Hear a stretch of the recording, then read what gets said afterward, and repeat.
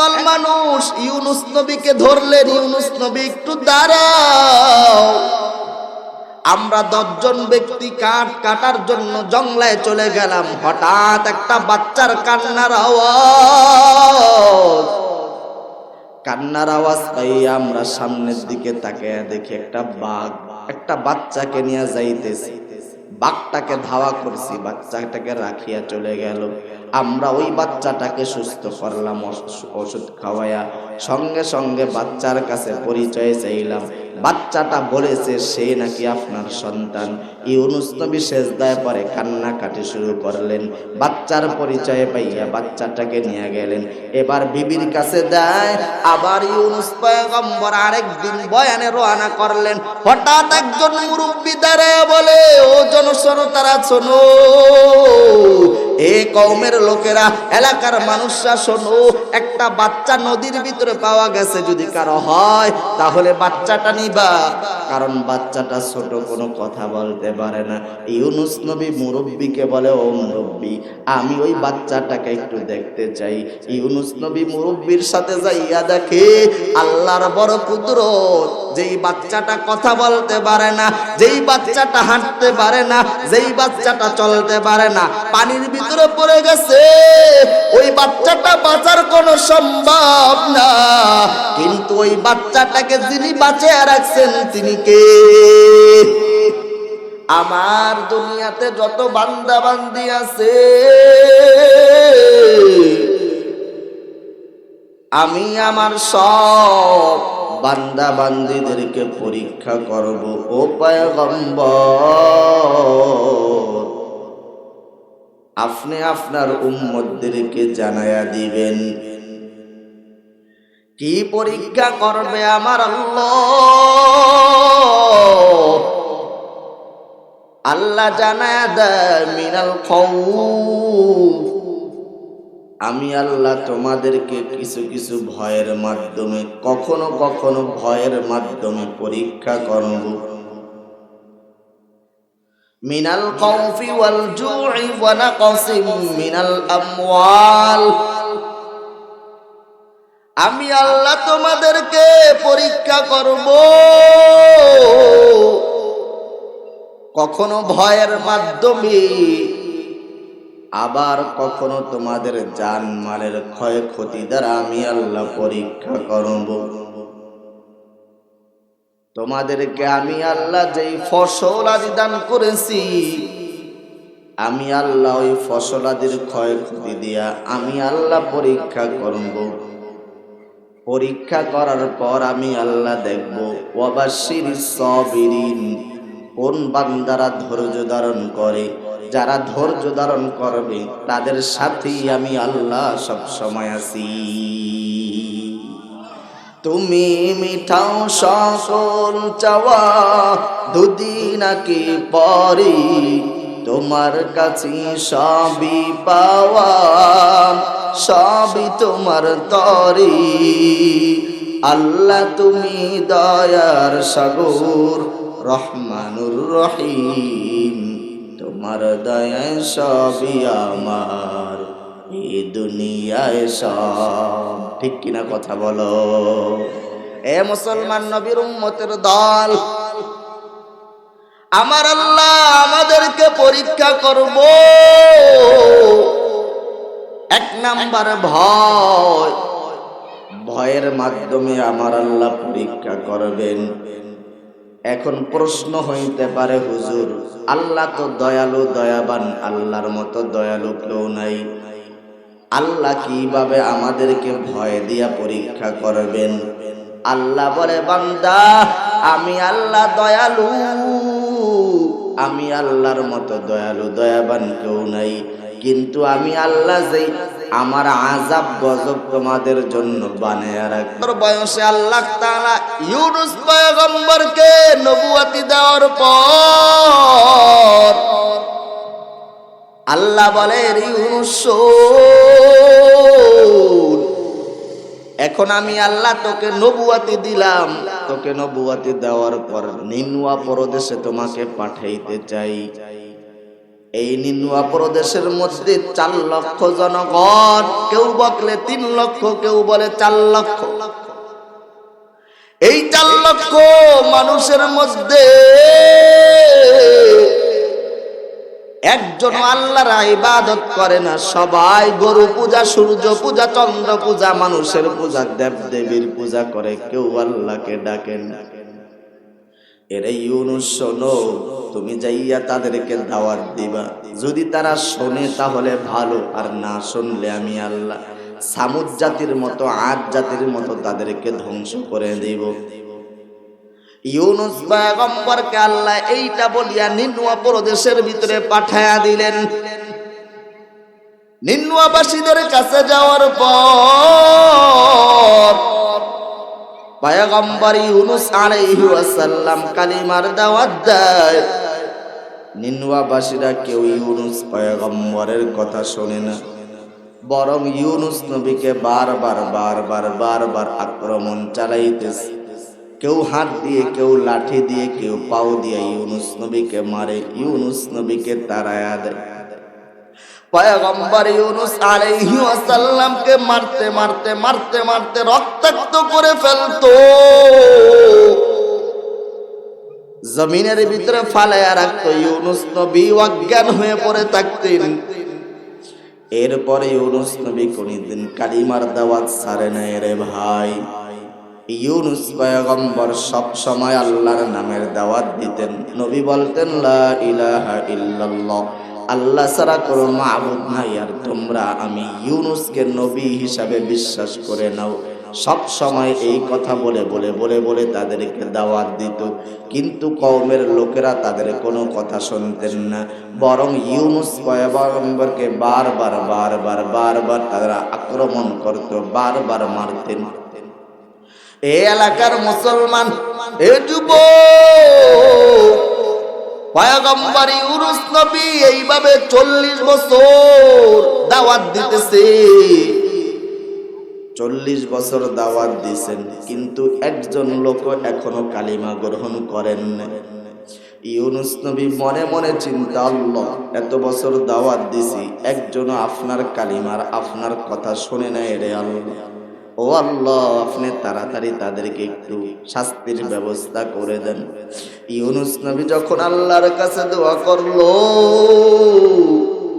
আল্লাহ তাআলা বলে, রে ইউনুস ভালো করে শুনে নে, 40 বছর দাওয়াত দিয়া তুমি ব্যর্থ হইয়া গেলা, আর দাওয়াত দিবা না, তাদের জন্য শাস্তির কথা বলতেছ।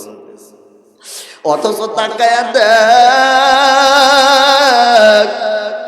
আমি আল্লাহ এই পৃথিবী সৃষ্টি করার পর, এই বান্দাদেরকে পাঠানোর পর, বান্দারা কত নাফরমানি, কত গুনাহ, কত কিছু করতেছে, আমার কথা শোনে না। আমারে বাদ দিয়া সূর্য পূজা করে, চন্দ্র পূজা করে, এরপরেও তো আমি আল্লাহ আমার বান্দার উপর বেজার হই না। এ নবীর উম্মতের দল, ইউনুস পয়গম্বরকে এই কথা বলার পর ইউনুস নবী বলে, আল্লাহ আমার বুঝতে আর বাকি নাই, আমি আর শাস্তির কথা বলবো না, তবে আপনি তাদেরকে তাড়াতাড়ি হেদায়েত দিয়া দেন। আল্লাহ বলে, ওরে ইউনুস চিন্তা করিও না, তারা যদি হেদায়েতের রাস্তায় না আসতে পারে, আমি আল্লাহ তাদেরকে একটা শাস্তির ব্যবস্থা করব, তবে শাস্তিটা কোন দিন দিবেন এই কথা আল্লাহ বলেন না। ইউনুস পয়গম্বর আল্লাহর এই আদেশ পাইয়া আবার নিনুয়াবাসীদের কাছে চলে গেলেন। কওমের কাছে যাওয়ার পর আবারও দাওয়াত দেয়, কিন্তু কওমের লোকেরা শোনে না। আবার ইউনুস নবীকে মারতে রক্তাক্ত করে ফেলল। পয়গম্বর ইউনুস নবী জমিনের ভিতরে অজ্ঞান হয়ে পড়ে থাকতেন। 2 দিন 4 দিন চলে যাইত। ইউনুস পয়গম্বররা, বাচ্চারা আইসা কান্নাকাটি করত, স্ত্রী আইসা ইউনুস নবীর পাশে বইসা কান্না করত। ওই ইউনুস নবী এইভাবে আর কতদিন মায়ের খাবেন, আর কতদিন মার খাবেন।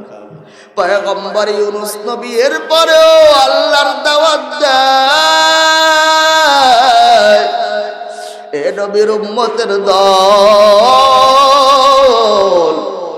কওমের লোকেরা সীমা যখন ছাড়াইয়া গেল, মারতে মারতে রক্তাক্ত হয়ে যাইতো, আবার কওমের লোকেরা ইউনুস নবীর গায়ে থুতু নিক্ষেপ করতেন। একদিন থুতু নিক্ষেপ করার পর ইউনুস নবীর একটু কষ্ট লাগলো, আর কওমের লোকের দাওয়াত দিবেন মনে এই চিন্তা করিয়া ইউনুস নবী আর এখানে থাকবে না, বিবি বাচ্চা নিয়ে চলে যাবেন। এই কথাটা আল্লাহকে না জানাইয়া ইউনুস নবী এবার সামনের দিকে বিবি বাচ্চা নিয়ে রওনা করলেন, আর থাকবেন না। পয়গম্বর ইউনুস আলাইহি ওয়াসাল্লামের দুইটা সন্তান আর বিবি নিয়ে ইউনুস পয়গম্বর রওনা দিলেন, আর নিন্নুয়া দেশে থাকবো না। ইউনুস আলাইহি ওয়াসাল্লাম যখন রওনা দেয়, আল্লাহর কুদরতি পরীক্ষা ইউনুস নবীর উপর আল্লাহ চাপায়া দিলেন, ও ইউনুস নবী পরীক্ষার শামিল হইতে থাকো, কারণ আমি আল্লাহকে না বলিয়া তুমি যাইতেছি। আমি আল্লাহ তোমার উপর অসন্তুষ্ট হইয়া গেলাম, এখন আমি আল্লাহ তোমার উপর পরীক্ষা চাপায়া দিলাম। পয়গম্বর ইউনুস আলাইহি ওয়াসাল্লাম বিবি নিয়া বাচ্চা নিয়া যখন রওনা দিল, হাঁটি হাঁটি পা পা পা করে করে করে করে ওই নীল নদীর কাছে চলে গেলেন। নীল নদীর কিনারায় যাওয়ার পর তাকায়া দেখি ওখানে কোনো লঞ্চ নাই, স্টিমার নাই, যাওয়ার কোনো কিছুই নাই, ব্যবস্থা নাই। কিভাবে এই নীল দরিয়া পাড়ি দিবেন? লৌহিত সাগর কিভাবে পাড়ি দিব? ইউনুস পয়গম্বর ব্যস্ত, স্টিমারের তালাশ করতেছে, কোথায় আছে স্টিমার, খুঁজতেছে, স্টিমারের কোনো ব্যবস্থা নেই। ইউনুস নবী ছোট সন্তানটাকে কাঁধের ভিতরে নিয়ে বড় ছেলেটাকে বিবির কাছে রাইখা বলে, একটু দাঁড়াও, আমি দেখি একটা স্টিমারের ব্যবস্থা করা যায় কিনা। ইউনুস নবী সামনের দিকে গেলেন, হঠাৎ আল্লাহ তাআলার কুদরতি পরীক্ষা শুরু হয়। লৌহিত সাগরের মধ্যে, নীল দরিয়ার মধ্যে ঢেউয়ের তরঙ্গ শুরু হইল, পানি বাড়তেছে বাড়তেছে বাড়তেছে, বাড়তে বাড়তে পয়গম্বর ইউনুস আলাইহি ওয়াসাল্লামের বিবিকে পানি নিয়ে গেল। এ নবীর উম্মতের দল, পয়গম্বর ইউনুস দূর থেকে দেখা দৌড়া বিবিকে বাঁচাইতে হাতটা বাড়াইয়া দিলেন, সঙ্গে সঙ্গে বাচ্চাটাও পানির ভিতরে পড়ে গেল। পয়গম্বর ইউনুস দাঁড়ায়া দাঁড়ায়া কাঁদে, আল্লাহ, এই মানুষদেরকে দাওয়াত দিতে গিয়া বিবি হারাইলাম, সন্তানও হারাইয়া ফেললাম, তবে টেনশন নাই, এখনো আমার বড় ছেলেটা জীবিত, আমি আমার বড় ছেলেটা নিয়ে বাকি জীবনটা কাটাইয়া দিতে চাই। এই চিন্তা করিয়া ইউনুস পয়গম্বর সামনের দিকে রওনা দিলেন। হঠাৎ আল্লাহর কুদরতি পরীক্ষা, আল্লাহ জঙ্গলের বাঘকে জানায়া দেয়, বাঘ যা, তাড়াতাড়ি দৌড়াও, পয়গম্বর ইউনুসের বড় সন্তানটা দাঁড়ায় আছে, তাড়াতাড়ি তোমার মুখে করিয়া তাকে নিয়ে যাও। জঙ্গলা থেকে বাঘ আইসা ইউনুস পয়গম্বরের বড় ছেলেটা নিয়ে গেছে। ইউনুস পয়গম্বর দাঁড়ায়া দাঁড়ায়া কাঁদে, কারণ সন্তান হারার বেদনা বাবা সহ্য করতে পারে না। ইউনুস নবী কাঁদে, কিন্তু এরপরও এই দেশে থাকবেন না। চিন্তা করিয়া আবার সামনের দিকে রওনা করলেন। হঠাৎ তাকায়া দেখি নীল দরিয়ার ভিতরে একটা স্টিমার দেখা যায়। ইউনুস পয়গম্বর হাত বাড়াইছে, একটু দাঁড়াও। এবার নৌকার মাঝি ঘোষণা দেয়, এ নবীর উম্মত, এ বৃদ্ধ বাবা, কথাগুলা ভালো করে বুঝবেন, এখান থেকে কিছু শিক্ষা, এখানে কিছু কথা মেধা দিয়া বুঝবা, ভালো করে শুনবা যুবক। নৌকার মাঝি দাঁড়ায়া গেল, কে আছো বলো। তার মালিককে না বলে তুমি রওনা করছো দেশ ছাড়ার জন্য। পয়গম্বর ইউনুস আলাইহিস সালাম দাঁড়ায়া গেলেন, আমি আমার মালিককে না বলে দেশ ছাড়তেছি। এবার নৌকার মাঝিরা, নৌকার লোকেরা তাকায়া দেখে ইউনুস নবী সত্যবাদী, চেহারা বড় সুন্দর। না, এই লোক যখন সত্যবাদী তাহলে তাকে ফালানো যাবে না। কারণ সত্যবাদী একজন লোক আমাদের বড় দরকার, ঠিক কিনা কথা বলো? আমাদের সমাজও দেখবেন যারা ভালো কথা বলে, সৎ কথা বলে, তাদের কিন্তু মানুষ বেশি ভালো জানে, ঠিক কিনা? এলাকায় তাদের সম্মান ভালো। ইউনূস পয়গম্বর সত্য কথা বলার পর তাকে নৌকা থেকে ফালাবে না, সিদ্ধান্ত হয়ে গেল লটারি দাও, নৌকার ভিতরে যাদের নাম আছে সবার নাম লিখিয়া লটারি দিবা, যার নাম লটারিতে উঠবে তাকে নৌকা থেকে ফালাইয়া দেওয়া হবে। সবাই সিদ্ধান্তে একমত হয়ে গেল, সবার নাম লিখিয়া লটারি দেওয়া শুরু হলো। আল্লাহর কি কুদরত এ বাবা, আল্লাহর কি কুদরত! লটারিতে প্রথম যার নাম টান দিছেন তিনি হলেন পয়গম্বর ইউনূস আলাইহিস সালাম। চিল্লায়া বলেন আল্লাহু আকবার। এবার নৌকার ভিতরে লোকগুলা বলে না, এই লোককে ফালানো যাবে না, আবার লটারি, আবার ইউনূস নবীর নাম ফালানো যাবে না, আবার লটারি। তিনবার ইউনূস পয়গম্বরের নাম। ইউনূস নবী চিন্তা করলেন, আমার এই কওমের লোকেরা জাতি ভাইরা আমাকে ফালাইবে না, বরং আমি আমার জাতি ভাইদেরকে বাঁচানোর জন্য নিজেই পানির ভিতরে নেমে যাই। চিল্লায়া বলেন আল্লাহু আকবার। ইউনূস পয়গম্বর জাতি ভাইদেরকে বাঁচানোর জন্য পাগল। সুলাইমান আলাইহিস সালামের ঘটনার ভিতরে আছে, পিপিলিকা জাতি ভাইদেরকে বাঁচানোর জন্য বড় পাগল। পয়গম্বর সুলাইমান আলাইহিস সালাম 9 মাইল উপর দিয়া সিংহাসন নিয়ে যাইতেছেন। পিপিলিকা নিচে বৈশা বৈশা বয়ান দেয়, পিপিলিকার নেতা রাজা বয়ান দেয়, রে জাতি ভাই শোন, সুলাইমান পয়গম্বর লস্কর বাহিনী নিয়ে সিংহাসন নিয়ে যাইতেছে। সুলাইমান পয়গম্বরের লস্করের পায়ের নিচে যদি পড়ো তাহলে মরে যাইবা, তাড়াতাড়ি ওই তুমি তোমাদের ঘরের ভিতরে চলে যাও। পিপিলিকার বয়ান শুনিয়া সুলাইমান পয়গম্বর মুস্কি হাসি দিলেন। ফাতাবাসসাম দাহিকা, মুস্কি হাসি দিয়া বললেন সুবহানাল্লাহ, সিংহাসন লেন করো। সিংহাসন লেন করার পর পয়গম্বর সুলাইমান পিপিলিকার বয়ান শুনেছেন। পিপিলিকা জাতি ভাইদেরকে বাঁচাইবার জন্য বড় পাগল। আর তাকায়া দেখো বাংলার জমিনে মুসলমান জাতি ভাইদেরকে মারার জন্য বড় পাগল। ঠিকই না কথা বলো? না হলে তাকায়া দেখো বাংলার জমিনে ওসমান হাদি ভাই কি দোষ ছিল বলো?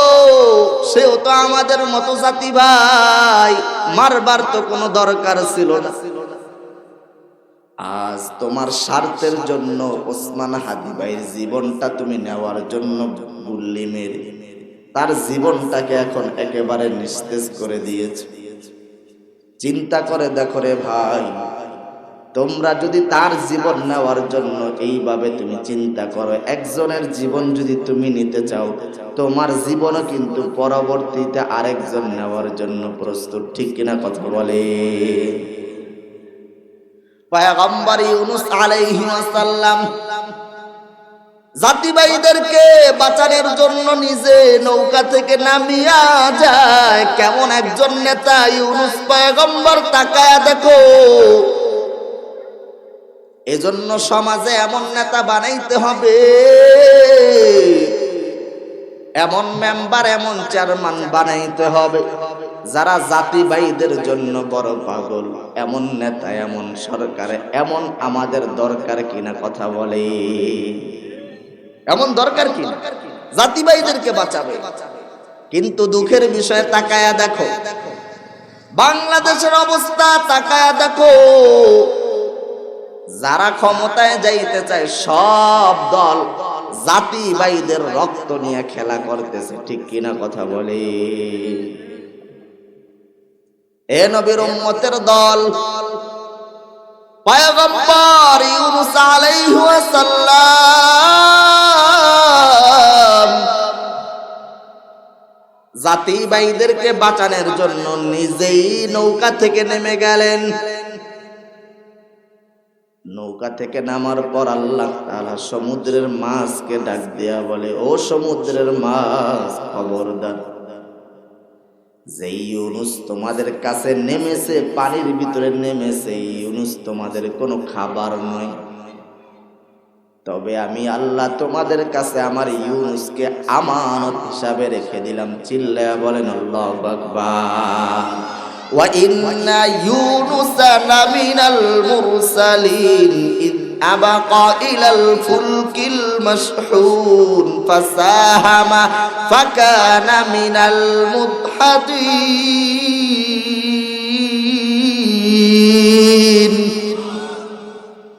আল্লাহ বলে, রে সমুদ্রের মাছ,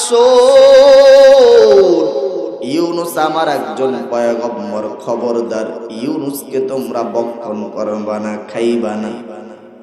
তবে ইউনূস তোমার পেটে থাকবে, আমি আমানত হিসাবে রেখে দিলাম। লালাবিসা ফি বাতনিহি ইলা ইয়াউমি ইউবাসুন। সমুদ্রের মাছ ইউনূস পয়গম্বরকে পেটের ভিতরে নিয়ে সমুদ্রের চতুর্দিকে হাঁটতেছে, চতুর্দিকে হাঁটতেছে, ঘুরতেছে।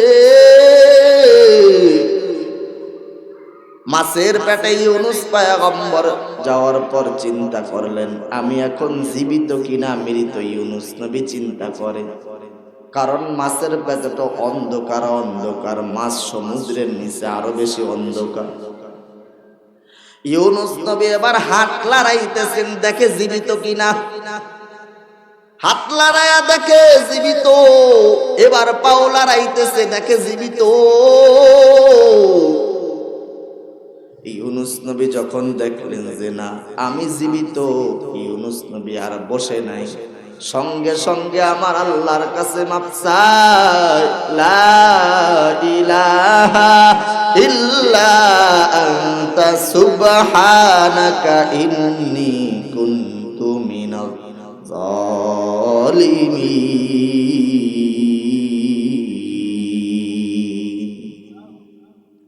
ইউনূস পয়গম্বর বলে, আল্লাহ, আপনি ছাড়া কোনো মাবুদ নাই, আপনি রব, আপনি পবিত্র। ইন্নী কুনতু মিনাজ জালিমিন। ও আল্লাহ, আমি তো জালেমদের অন্তর্ভুক্ত হয়ে গেলাম, আমি অন্যায় করে ফেলেছি, আল্লাহ তুমি মাফ করে দাও। ইউনূস পয়গম্বর এইভাবে বারবার বারবার আল্লাহর জিকিরে মগ্ন। পয়গম্বর ইউনূস আলাইহিস সালাম আল্লাহর জিকির করতেছে, জিকির করতে করতে করতে করতে 40 দিন মাছের পেটে জিকির করতেছে। 40 দিন যাওয়ার পর আল্লাহ জিব্রাইলকে জানায় দেয়, জিব্রাইল শোন, ইউনূসের জিকিরের তাপমাত্রা এত বেশি, ইউনূস জিকির করলে আমার আরশের মধ্যে কম্পন সৃষ্টি হয়, আমার আরশের মধ্যে বাড়ি দেয়। আল্লাহু আকবার বলে। ইউনূস 40 দিন জিকির করতে করতে আমার এত প্রিয় হয়ে গেছে, আমার এত ভালোবাসার হয়ে গেছে। ইউনূস যদি এখন আমাকে একবার আল্লাহ বলে ডাক দেয়, আমি আল্লাহ আর সহ্য করতে পারি না। ইউনূস নবী 40 দিন আল্লাহর জিকির করে, এত আল্লাহর পাগল, আল্লাহ ইউনূস নবীর জন্য বড় পাগল। এই এলাকার মুসলমান, ইউনূস নবী যদি জিকির করে আল্লাহর পাগল হইতে পারে, আপনি আর আমি কি জিকির করলে আল্লাহর পাগল হওয়া যাবে কিনা? কথা বলে। তাকায়া দেখেন, দুনিয়ার ভিতরে যারা আল্লাহর ধ্যানে মগ্ন, আল্লাহর জিকির করে, আল্লাহর ভালোবাসা নিয়ে যারা মগ্ন, যারা খাইতে গেলে চিন্তা করে আমার আল্লাহ কই, যারা ঘুমাইতে গেলে চিন্তা করে আমার আল্লাহ কই, যারা হারতে বসতে চিন্তা করে আমার আল্লাহ কই। মাঝে মাঝে কিছু বান্দা দেখবেন খাইতে গেলে বেকুল হইয়া যায়, আল্লাহকে বুঝি আর পাইলাম না। বান্দা হাঁটতে গেলে দেখবেন কেমন যেন পাগল পাগল হাঁটতে গিয়ে বলে বলে আমি বুঝি আমার আল্লাহকে আর পাইলাম না। বান্দা ঘুমাইতে গেলে বলে আমি বুঝি আমার আল্লাহকে পাইলাম না। বান্দা ঘুমাইতে গেলে বলে আমি বুঝি আমার আল্লাহকে পাইলাম না।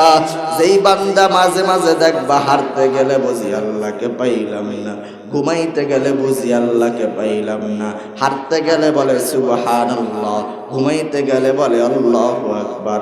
আল্লাহর জিকিরে যেই বান্দা সব সময় মগ্ন, আল্লাহ বলে যেই বান্দা সব সময় আমি আল্লাহর জিকিরে মগ্ন, আমি আল্লাহ ওই বান্দার জন্য বড় পাগল হইয়া যাই। যেই বান্দা আমার নাম সব সময় স্মরণ করে, আমি আল্লাহ ওই বান্দার নাম সব সময় স্মরণ করি। আল্লাহ কোরআনের ভিতরে এই কথাই জানিয়ে দেয়, ফাযকুরুনি আযকুরকুম ওয়াশকুরুলি ওয়ালা তাকফুরুন।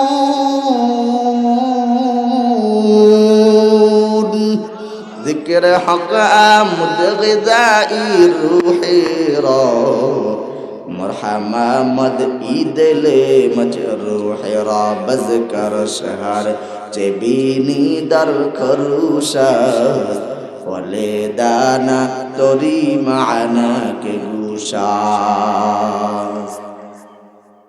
এ নবীর উম্মতের দল পয়গম্বর ইউনুস নবী 40 দিন আল্লাহর জিকির করার পর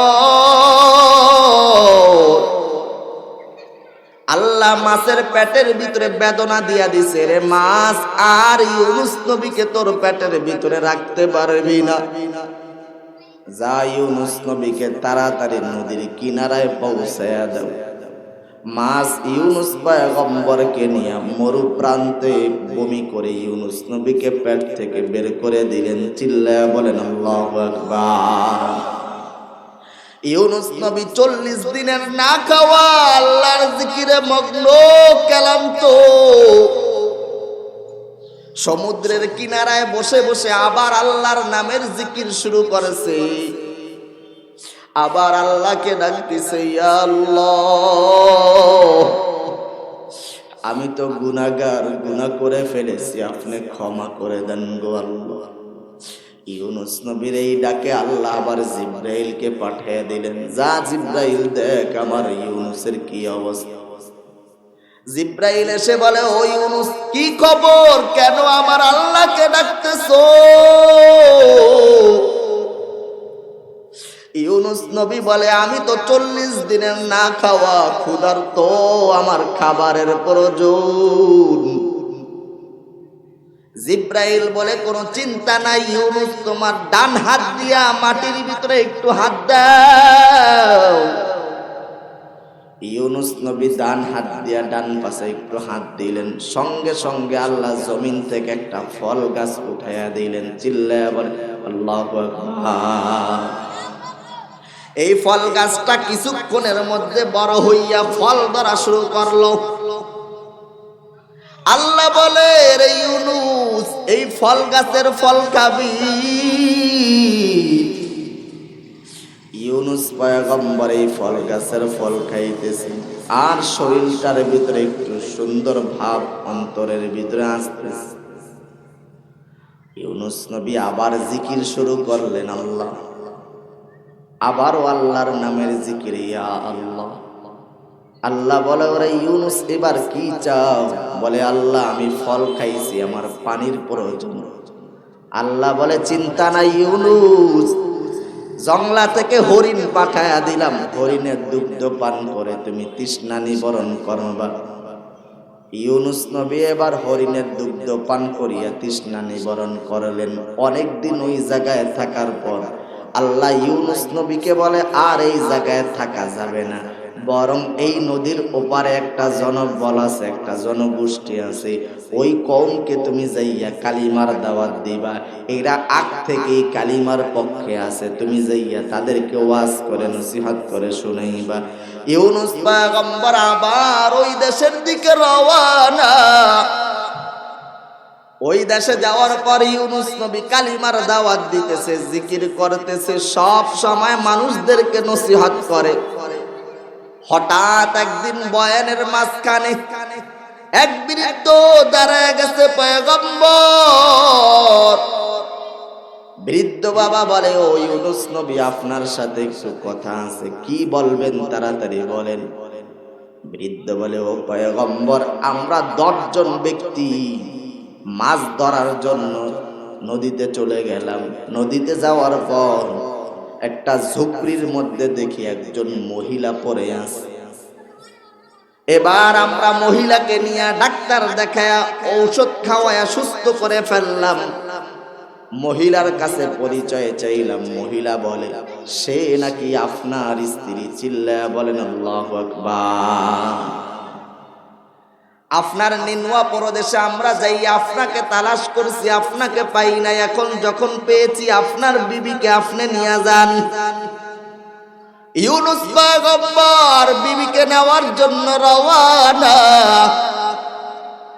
বিবির কাছে যাইয়া দেখে আল্লাহর কুদরত, যে বিবিকে সমুদ্রের পানি নিয়ে গেছে, ওই বিবিকে আল্লাহ ইউনূস নবীর কাছে ফিরিয়ে দিছে। ইউনূস পয়গম্বর বিবিকে পাইয়া খুশি, আল্লাহর শুকরিয়া আদায় করে সিজদায় পড়িয়া যায়। বিবিও ইউনূস নবীকে পাওয়ার বড় বড় খুশি, তবে অন্তরে বড় কান্না কান্না। বিবি ইউনূস নবীর গলা জড়ায়া ধরে, ও পয়গম্বর, আপনাকে পেয়েছি বড় খুশি, তবে আপনাকে পেয়েছি খুশি, কিন্তু অন্তরে কান্না। কি হয়েছে বলে আপনাকে পেয়েছি খুশি, তবে আপনাকে না পেয়ে যদি আমাদেরকে পাইতাম, তাহলে আমার কলিজাটা আরো বড় খুশি হয়ে যাইত। কারণ আমার সন্তানের জন্য আমার বড় মায়া, আমার সন্তানের জন্য আমি বড় কষ্ট করেছি। সন্তানকে পাইলে বড় খুশি, সন্তানকে পাইলে বড় খুশি হইতাম। ইউনূস পয়গম্বরের বিবি সন্তানের জন্য বড় পাগল। এ নবীর উম্মতের দল, প্রত্যেকটা মাই সন্তানের জন্য বড় পাগল, প্রত্যেকটা বাবাই সন্তানের জন্য বড় পাগল। কারণ সন্তানের জন্য মা বাবা বড় কষ্ট করে, মায়ের মতো কষ্ট এমন কেউ করে না। কারণ সন্তান যখন মায়ের গর্ভে আসে, মা খাইতে গেলে খাইতে পারে না, ঘুমাইতে গেলেও ঘুমাইতে পারে না। 4 মাস 10 দিন যখন হইয়া যায়, মায়ের গর্ভের ভিতরে আল্লাহ সন্তানের রূহটাকে দিয়ে দেয়। সঙ্গে সঙ্গে পেটের ভিতরে সন্তান হাত লড়ায়, পাও লড়াইতে থাকে।